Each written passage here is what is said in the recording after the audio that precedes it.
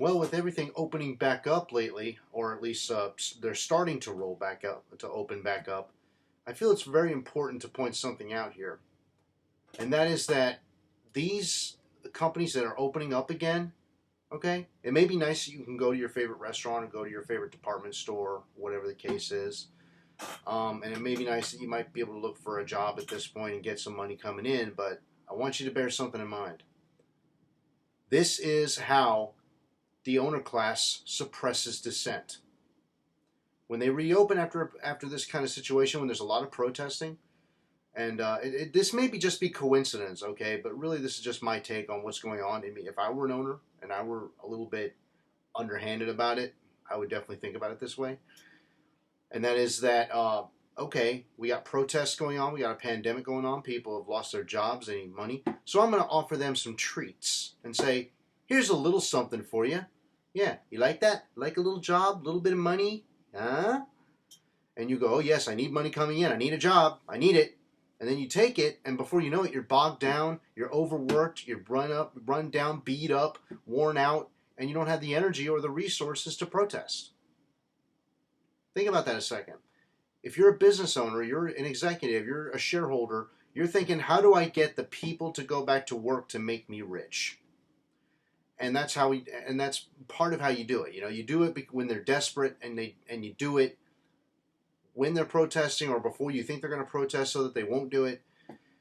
It's the system that they use. It's their system, their capitalist system that they use to bog you down, so that you won't protest.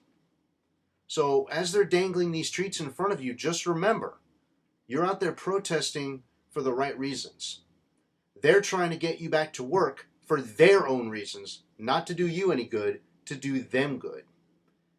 Remember when Kevin Hassett, who was a White House advisor to Trump, he called us human capital stock, right? And there was that article, I forget where, but they said, you know, they referred to us as germ-ridden masses. You know, Kyle Kalinske did a segment about that one, which is pretty good. But let's not lose our sight here, guys. Let's stay focused. Whenever they dangle these treats in front of you, this is what you need to do. Don't give in. Don't accept those treats. Ramp the pressure up.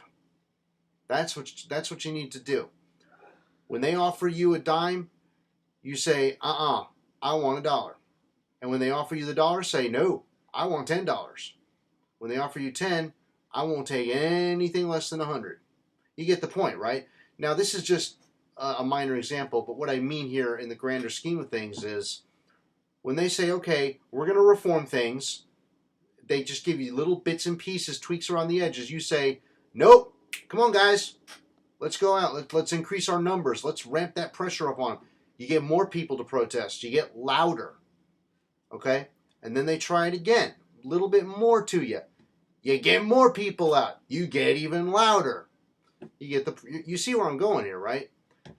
The more crumbs they throw at you, the more aggressive with your protesting you get. I'm not talking about getting violent. I'm talking about getting more adamant about what you want. Don't give an inch.